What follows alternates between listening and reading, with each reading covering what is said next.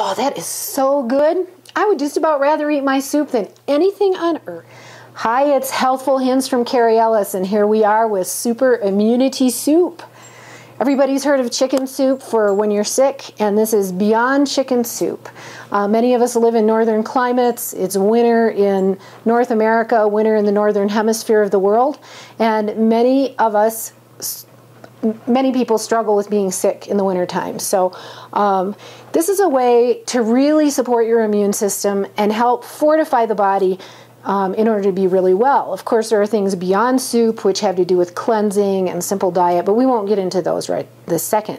Right now, we are going to make a noodle soup that you might put in the category of chicken noodle soup, but is going to be way more nourishing and healing to support the immune system. So we started out with a beautiful broth that we made today. It is yummy and bubbling away here. And what goes in the broth, it's important to learn these ingredients of Super Immunity Soup and have them in your house. Sometimes people say to me, man, that's a long list. But you know, the list is pretty good, simple stuff, things you can get in the grocery store or at your local natural food store. One of the things that we start out with is ginger. So everybody's seen a ginger root? So we take a couple of big chunks of ginger and we drop them into the broth that we're cooking.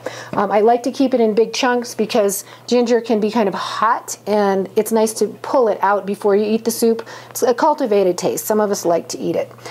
Next we put in, this is elephant garlic, and I like the elephant garlic because the cloves are easier to peel. So these are cloves right here. So we would peel these cloves of garlic and slice up the clove, chop it up, and put it into the soup after we peel it. So 2 or 3 or 4 cloves of garlic. And once it simmers, it doesn't taste so garlicky. It gives it a great hearty taste. And believe it or not, garlic has an element in it called alicillin, which is very similar to penicillin. So this is something that really can help the body fight viruses and bacteria. Onion. Onions are great, so we chop up 1 whole onion, purple, red, take your pick, whatever you have, dice it up, a way that's really easy to eat, and then you'd put that into the broth. I already made this broth earlier today, so I'm reviewing how we make it.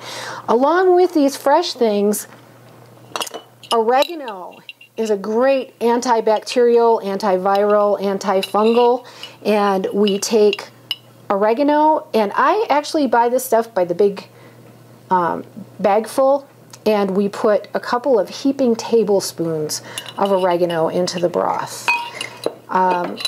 Another ingredient is chilies, and I have green chili powder, red chili powder, and you can use medium, mild, or hot. Hot, if you're using hot, be careful, but medium or mild is nice.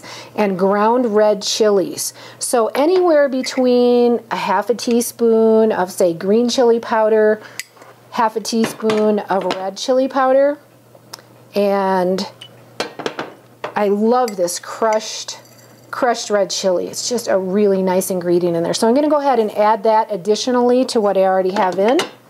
So we have the chili powders, and you know, you're going to go by what your family's tastes are, if they like it a little more hot or a little less. We like things a little spicy here because we live in the Southwest. Curry powder. People in India don't have as much refrigeration as we do in the West, or haven't over the centuries, and they cultivated curry powder, an incredible blend of spices that really helps protect the body against microorganisms.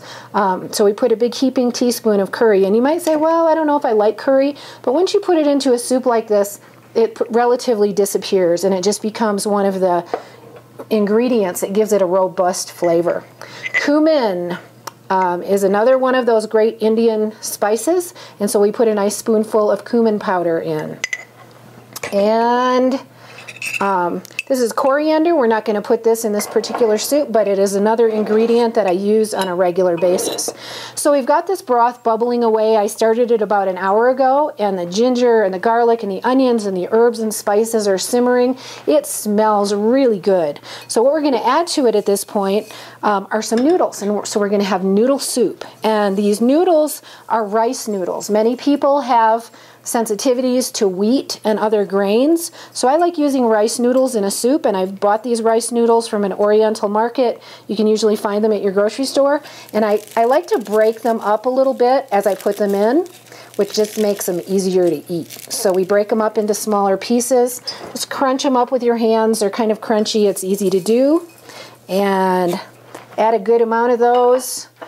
This is about a 4-quart soup pot. So in here we've got about 2.5 quarts of water that we started out with. So we're going to add a few more noodles. And these noodles barely need to cook. They're actually simmering here. And then we're going to add another really fresh ingredient that is yummy, that doesn't take much cooking and will really fortify your body, and that is spinach. So I've washed, you know, spinach can be real sandy, but this is fresh spinach, fresh organic spinach from the market, and we're going to take some big handfuls of spinach. It will shrink down and get a lot smaller. So I've already chopped the spinach up, washed it, chopped it, and we'll put it in there. Stir it, and this is barely going to need to cook anymore. We'll just let these ingredients meld together for about 5 minutes on a really low heat, or we can even turn the heat off. And then some of the things I like to add at the end for seasoning, when you look at my recipes, you'll see soy sauce in there. I love using nama shoyu, which is one of the only raw soy sauces there is. And it helps give that kind of meaty flavor that we're used to in soup broth that we think we want to have when we have a soup. But you can use regular soy sauce. Find a variety you like, preferably organic and natural. But I put a couple of capfuls, which might be a couple of tablespoons of nama shoyu raw soy sauce in here. We're going to put a little bit of olive oil because we're used to having a little oil in soup, and this is a really high quality virgin oil.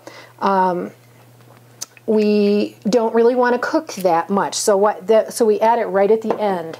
And then another ingredient I love is umi plum vinegar, and it's an Oriental seasoning. Again, it's a little salty and a little sour, and you can generally find that in your natural food store. So umi plum vinegar, olive oil, and soy sauce, and we have this really wonderful soup that is just making itself here. The broth has been cooked, but these other ingredients are just kind of blending together in the warm water, so it's barely cooked. And we will dish up a bowl of that soup and just see how yummy that is. And this can be the main replacement for that famous chicken noodle soup. There we go. And have that. And remember, in the wintertime when you're having soup, a good way to round out a meal is to have a salad, or I made some carrot juice over here.